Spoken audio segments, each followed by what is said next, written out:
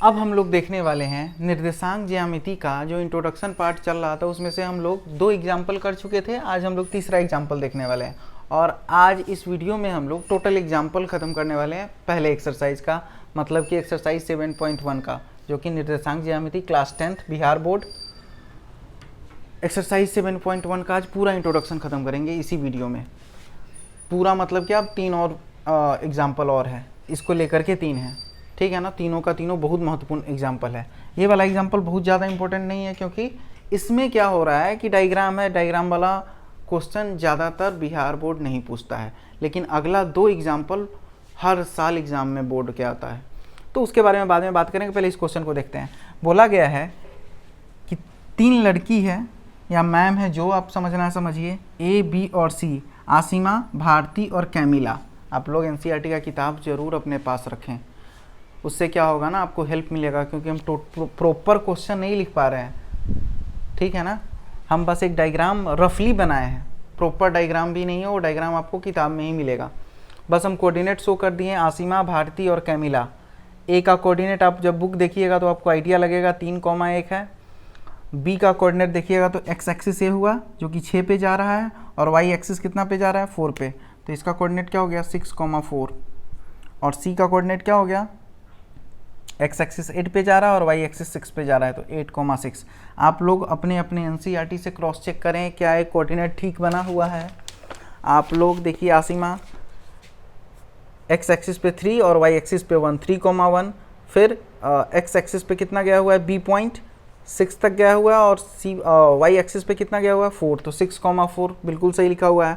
और जो C point है वो एक्स एक्सिस से 8 डिस्टेंस पे है, यहाँ से यहाँ तक, और वाई एक्सिस पे कितना, 4 डिस्टेंस पे है, तो ये हो गया 8,6, ठीक है। अब बोला गया है आप लोगों से कि क्या आप सोचते हैं कि ये तीनों एक लाइन में है, तो इसका तो 2 तरीका है। एक तरीका थोड़ा लॉन्ग है लेकिन बनेगा सटीक। कौन सा तरीका है कि आप ग्राफ पे पढ़ लें और तीनों को पॉइंट को प्लॉट कर दें और फिर स्केल से मिला दें। अगर एक लाइन में है तो एक लाइन में है, बट ये 2 नंबर के क्वेश्चन में हम इतना टाइम अपना किल नहीं कर सकते हैं। दूसरा बात, NCERT इस चीज़ को फॉलो नहीं कर रहा है।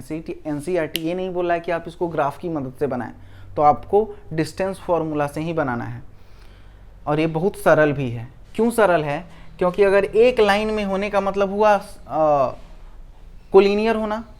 कोलिनियर का मतलब क्या हुआ, कोलिनियर का मतलब हुआ 3 या 3 से अधिक बिंदु अगर एक लाइन में हो तो उसे हम लोग कोलिनियर बोलते हैं, संरेखी बोलते हैं। अगर ये संरेखी हो गया है तीनों लाइन, मतलब ये एक लाइन में है, एक सीध में है, बस यही हमको बताना है। उसके लिए 3 पॉइंट हो गया, A, B और C। अगर AB प्लस BC का मान AC के बराबर आ गया तो हम इसे बोल देंगे कि ये संरेखी है। और संरेखी का मतलब क्या हुआ, 3 या 3 से अधिक बिंदु एक ही लाइन में होना, मतलब एक सीध में बैठा हुआ है तीनों। अगर ऐसा हुआ तो, अगर ऐसा नहीं हो रहा है मतलब ये तीनों एक सीध में नहीं बैठी हुई है। कौन कौन, आसिमा, भारती और कैमिला, ठीक ना। तो उसके लिए हमको सबसे पहले क्या निकालना पड़ेगा, A से B तक के बीच का डिस्टेंस, AB डिस्टेंस निकाल लेते हैं सबसे पहले, फिर BC डिस्टेंस निकाल लेंगे, फिर AC डिस्टेंस निकालेंगे, ठीक है। AB डिस्टेंस निकालने के लिए डिस्टेंस फॉर्मूला √x2 - x1। अब ये मेरे लिए x1 y1 है, ये मेरे लिए x2 y2 है। इतना आप प्रैक्टिस करते करते आप लोगों को आइडिया लग गया होगा कि ये x1 है, ये y1 है, और ये x2 है और ये y2 है। x2 - x1 करिए, 6 - 3 का whole square, plus y2 - y1, 4 - 1 का होल स्क्वायर, 4 - 1 का होल स्क्वायर। यहाँ से आ गया 3 का स्क्वायर 9, और प्लस 3 का स्क्वायर 9, √18। √18 को हम लोग क्या लिख सकते हैं, √18, जिसको डाउट हो रहा है वो यहाँ पे चेक करिए, 2 9 18, 3 से 3 3 9, 3√2 यूनिट। क्या किए हैं, 2 3 के बदले 1 3 को बाहर निकाल दिए हैं, ये अकेला है तो इसको रूट के अंदर भेज दिए। √18 को हम लोग लिख लिए 3√2 यूनिट। सिंपल है। अब हम लोग निकालेंगे कौन सा डिस्टेंस, B से C तक के बीच का डिस्टेंस निकाल लेते हैं, BC। अब BC डिस्टेंस निकालने के लिए ये मेरे लिए अब x1 y1 हो गया और ये मेरे लिए x2 y2 हो गया। अब कुछ भी नहीं करना है, x2 - x1, 8 - 6 का होल स्क्वायर, और प्लस 6 - 4 का होल स्क्वायर, 6 - 4 का होल स्क्वायर। यहाँ से अगर हम ऑपरेट कर रहे हैं तो 8 में से 6 गया, 2 का स्क्वायर 4, और प्लस 2 का स्क्वायर 4, √8 आ गया। √8 का वैल्यू होता है 2√2। 2√2 यूनिट। अब ये डिस्टेंस कहाँ से कहाँ तक, बी से सी तक का भी डिस्टेंस कितना आ गया 2√2। ए से बी तक का डिस्टेंस कितना आ गया 3√2। अब हमको निकालना है ए से सी तक के बीच का डिस्टेंस। अगर A B plus B C बराबर ए सी आ गया तो हम बोलेंगे संरेखी है, मतलब एक ही लाइन पे है। तो सबसे पहले अब कैलकुलेट करते हैं ए सी डिस्टेंस, और ए सी डिस्टेंस कैलकुलेट करने के लिए भी वही मेथड, ये मेरे लिए x2 y2 है, मेरे लिए x1 y1। तो 8 - 3 का होल स्क्वायर, 8 - 3 का होल स्क्वायर और प्लस 6 - 1 का होल स्क्वायर। यहाँ से क्या आ गया 5 का स्क्वायर 25 और प्लस 5 का स्क्वायर 25, ये √50 हो गया। √50 को हम लोग क्या लिख सकते हैं, आइए चेक करके दिखाते हैं आप लोगों को। 2 से 25 और 5 से 5 5√2 लिख सकते हैं। √50 को हम लोग लिख लिए 5√2। अब यहाँ से साफ साफ दिखाई दे रहा है, क्लियरली दिखाई दे रहा है A B plus B C equal to A C. कैसे, ए बी का मान कितना है 3√2 plus 2√2 equal to A C का मान कितना है 5√2। अब इन दोनों को कैलकुलेट करें अगर हम, तो 3 + 2 क्या हो गया 5√2 इक्वल टू 5√2। मतलब कि ये सेटिस्फाई कर रहा है A B plus B C equal to A C, अर्थात बिंदु ए बी सी संरेखी है। बिंदु ए बी सी संरेखी है। संरेखी होने का मतलब क्या हुआ, 2-3 बिंदु अगर संरेखी है मतलब एक ही सीध में है, अर्थात आसिमा, भारती और कैमिला तीनों एक लाइन में है। इसलिए हम कह सकते हैं कि आसिमा, भारती तथा कैमिला एक लाइन में है या फिर एक सीध में है। इस तरह से आपका एग्जाम्पल नंबर 3 क्लियर हुआ। एग्जाम्पल नंबर 4 और 5 दोनों पे मोस्ट इंपॉर्टेंट लगाइएगा, क्योंकि बहुत ज़्यादा महत्वपूर्ण क्वेश्चन है दोनों। फटाफट नोट करिए, नेक्स्ट क्वेश्चन पे चलते हैं फटाफट। एग्जाम्पल नंबर 4 में बोला गया है कि x और y में आपको संबंध ज्ञात करना। मोस्ट इंपॉर्टेंट लगा लीजिए, बोर्ड में आएगा ये क्वेश्चन, निश्चित रूप से किसी न किसी सेट में क्वेश्चन आना है। x और y में संबंध ज्ञात करना है। बिंदु x, y बिंदुओं 7,1 और 3,5 से समदूरस्थ हैं। समदूरस्थ का मतलब क्या हुआ, समान दूरी पर। थोड़ा सा इसको एक्सप्लेन करते हैं। एक्सप्लेन करने के लिए मान लीजिए कि हम एक पॉइंट है और यहाँ पर ये दोनों पॉइंट है। अब मेरे से ये मार्कर और ये मार्कर समान दूरी पर है, ये वाला दूरी और ये वाला दूरी समान है, समदूरस्थ हैं।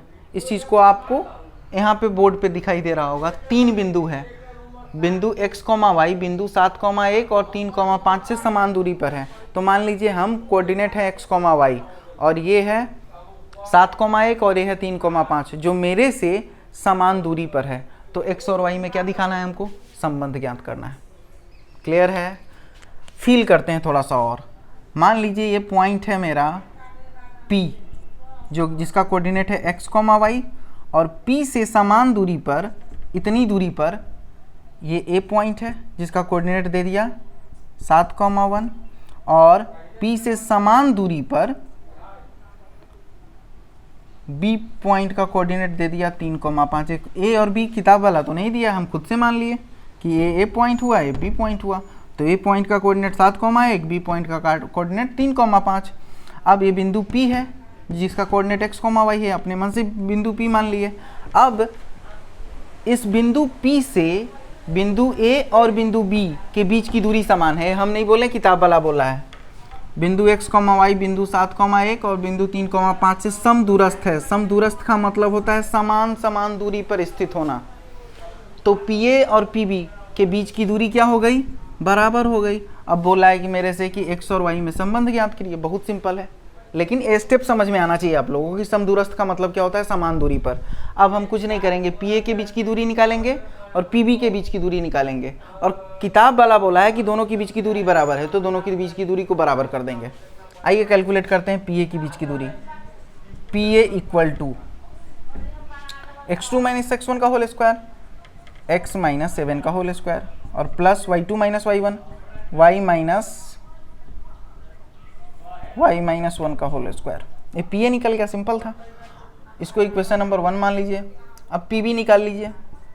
पी बी x माइनस 3 का whole square root under x minus 3 का whole square plus y minus 5 का होल स्क्वायर। ये इक्वेशन नंबर 2। अब क्वेश्चन वाला बोला है कि पी ए और पी बी दोनों बराबर हैं अकॉर्डिंग टू क्वेश्चन, प्रश्न के अनुसार या फिर प्रश्न से बोला गया है पी ए बराबर पी बी। पी ए बराबर अगर पी बी है तो पी ए की जगह ये लिख देंगे और पी बी की जगह ये लिख देंगे और दोनों को बराबर कर देंगे। पी ए का मान कितना है, x माइनस 7 का whole square plus y minus 1 का whole square equal to P B का मान कितना है, रूट अंडर x माइनस 3 का whole square plus y minus 5 का होल स्क्वायर। अब यहाँ पे स्क्वायर रूट दोनों तरफ है, अगर हम दोनों तरफ वर्ग कर दें, स्क्वायर कर दें तो स्क्वायर रूट खत्म हो जाएगा। तो दोनों तरफ वर्ग करने पर, अरे ये लाइन समझ में आया आप लोगों को, दोनों तरफ वर्ग करने पर अगर यहाँ पे भी रूट 2 है और यहाँ पे रूट x है, अगर हमको रूट से हटाना है दोनों को, दोनों साइड स्क्वायर कर दीजिए तो ये 2 बराबर x आ गया, सिंपल है। तो ये स्क्वायर रूट से स्क्वायर रूट क्या हो गया, कैंसिल आउट हो गया। अब हम लोग काट के ऐसे नहीं दिखाएंगे, क्लास 1 में नहीं पढ़ रहे हैं हम लोग कि ऐसे काट के स्क्वायर रूट को स्क्वायर रूट से दिखाएंगे। अंडरस्टैंडिंग की बात है कि दोनों साइड हम लोग स्क्वायर किए हैं, स्क्वायर करने से क्या हुआ, स्क्वायर रूट कैंसिल आउट हो गया, सिंपल। अब स्क्वायर रूट करने से जब ये कैंसिल आउट हुआ तो बचा क्या यहाँ पे, x माइनस 7 का whole square plus y minus 1 का whole square equal to x minus 3 का होल स्क्वायर और प्लस y माइनस 5 का होल स्क्वायर। अब कुछ भी नहीं करना है, a माइनस बी का whole square, a minus B का होल स्क्वायर है, सब कुछ लगा दीजिए। a square plus B square और माइनस का 2ab माइनस का 14x plus y square plus 1 का स्क्वायर 1 और माइनस 2y इक्वल टू यहाँ से x स्क्वायर प्लस 9 और माइनस का 6x, यहाँ से आ गया y स्क्वायर प्लस 25 और माइनस का 10y। अब जो जो चीज़ कैंसिल आउट हो रहा है उसको फटाफट आप कैंसिल आउट करिए, x और y में संबंध आ जाएगा। x स्क्वायर से x स्क्वायर कट गया, y स्क्वायर से y स्क्वायर कट गया। अब यहाँ से 49 और प्लस 1 ये तो आ गया 50, यहाँ से माइनस का 14x और माइनस का 2y, इधर से क्या आ गया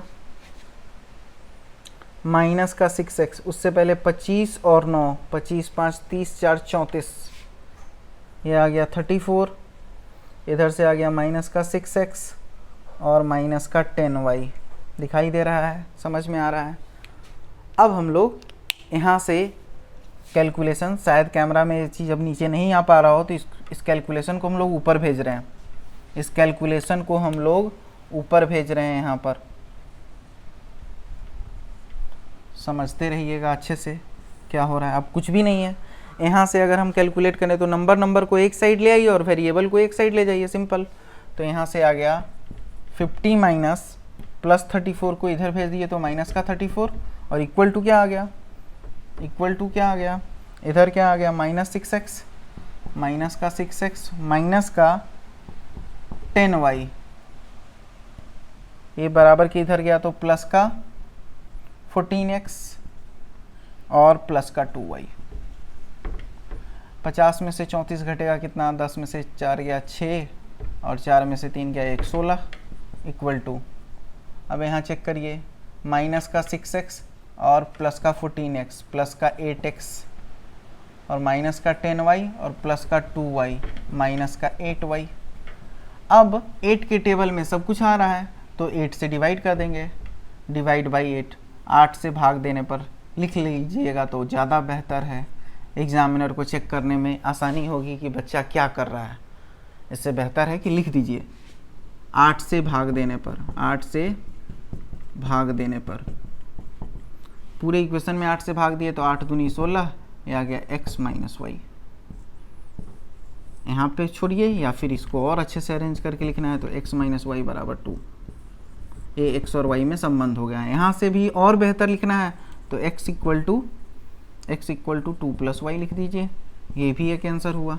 इतना कॉम्प्लिकेटेड मत करिए, simple x minus Y equal to 2, ये आपका आंसर हो गया। x और y में संबंध स्थापित हो गया।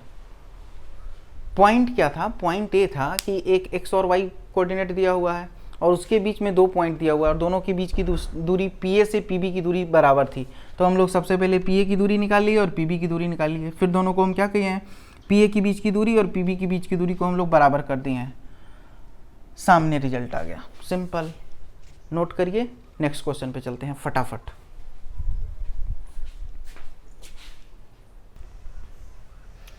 लास्ट एग्जाम्पल नंबर 5 में बोला है कि y अक्ष से एक ऐसा बिंदु ज्ञात कीजिए जो बिंदु A और B से समदूरस्थ है। मतलब क्या हुआ, अगर ये y एक्सिस का एक पॉइंट हुआ, देखिए तो ये x एक्सिस होता है और ये y अक्ष होता है ऊपर वाला, क्लियर है। तो y अक्ष ये वाला हुआ, अब गौर फील करवाते हैं। ये अगर y एक्सिस हुआ, पॉजिटिव का y एक्सिस, नेगेटिव का y एक्सिस, तो अब इस पर कोई भी पॉइंट हो सकता है। y अक्ष का कोऑर्डिनेट हम लोग आपको अच्छे से सिखा चुके हैं।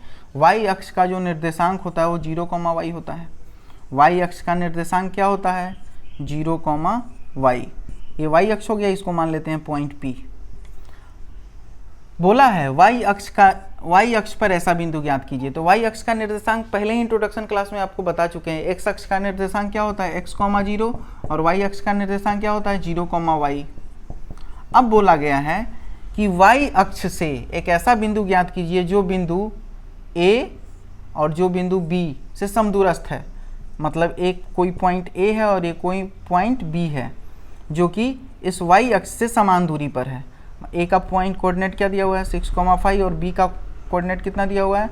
-4, दूरी, जो y अक्ष से समान दूरी पर है। ये y अक्ष का कोऑर्डिनेट है, ये y अक्ष का निर्देशांक है, y अक्ष का निर्देशांक हुआ। अब इस y अक्ष से 2 पॉइंट A और B समान दूरी पर है।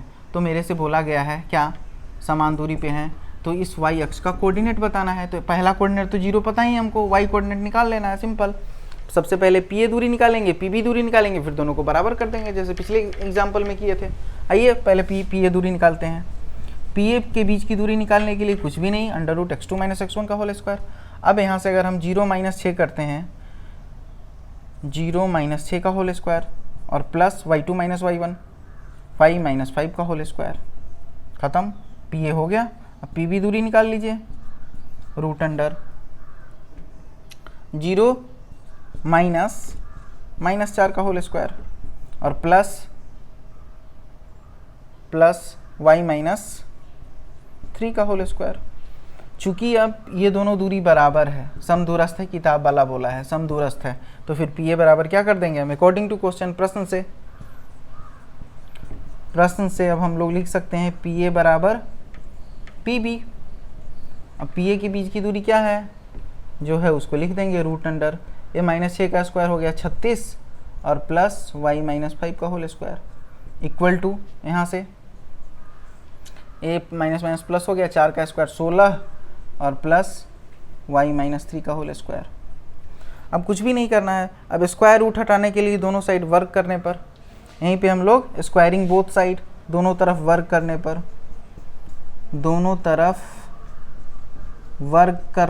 क्यों वर्क कर रहे हैं? क्योंकि हमको स्क्वायर रूट को हटाना है। जब हम यहाँ पे वर्ग किए तो क्या आ गया, 36 और प्लस y - 5 का होल स्क्वायर इक्वल टू 16 प्लस y - 3 का होल स्क्वायर। स्क्वायर रूट खत्म स्क्वायर करने से। अब a - b का होल स्क्वायर लगाना है, यहाँ भी a - b का होल स्क्वायर लगाना है, यहाँ से y का वैल्यू आ जाएगा 36 प्लस y का स्क्वायर y स्क्वायर प्लस 5 का स्क्वायर 25 और -2ab माइनस का 10y। समझ में आ रहा है? इक्वल टू 16 प्लस y का स्क्वायर हो गया y स्क्वायर प्लस -3 का स्क्वायर हो गया 9 और माइनस का 2ab माइनस का 6y। यहाँ से जो भी कट पिट रहा है उसको काटिए, हटाइए इस सबको, y स्क्वायर से y स्क्वायर कट गया। अब 36 और 25 ये पॉजिटिव में, दोनों को ऐड कर दीजिए, 6 5 11 के 1 हासिल 1 और 3 3 6 61 आ गया, और यहाँ से माइनस का 10y इक्वल टू यहाँ से 16 9 25 और माइनस का 6y। अब क्या करना है, नंबर को एक साइड भेज दीजिए और वेरिएबल वाले को एक साइड भेज दीजिए। तो माइनस का 10y प्लस का 6y इक्वल टू 25 और माइनस का 61। माइनस 10y प्लस का 6y ये हो गया माइनस का 4y और इक्वल टू 25 में से 61 घटाइए, 61 में से 25 घटा रहे हैं तो 11, 11 में से 5 गया 6, 6 5 11, ये बच गया 5, 5 में से 2 गया 3, 36 माइनस का माइनस से माइनस कट गया। y इक्वल टू क्या आ गया 36/4, 4 नमा 36, y कोऑर्डिनेट आ गया 9, y आ गया y इक्वल टू 9। तो y कोऑर्डिनेट मेरे से पूछा गया y अक्ष पर, y अक्ष का निर्देशांक क्या हुआ, यहाँ पे एक लाइन और यहाँ पे लिखेंगे फाइनल, इसलिए y अक्ष का निर्देशांक कितना होता है, y अक्ष का निर्देशांक 0, y और 0 की जगह 0 और y की जगह क्या आ गया 0,9। ये मेरा फाइनल आंसर हो गया। एक बार क्रॉस चेक करेंगे एनसीईआरटी से, एनसीईआरटी से। हाँ 0,9 बिल्कुल सही है, बिल्कुल सही है। उम्मीद करते हैं सबको समझ में आया होगा। कोई भी डाउट लगे कि ये पॉइंट यहाँ पे कुछ नहीं समझ में आया तो प्लीज़ कमेंट करें, लाइक करें, शेयर करें और सब्सक्राइब करें, और बच्चों तक इस वीडियो को शेयर करके बताएं, शिक्षा को बढ़ाएं। आप भी शिक्षित हों और लोगों को भी शिक्षित करें। Thank you.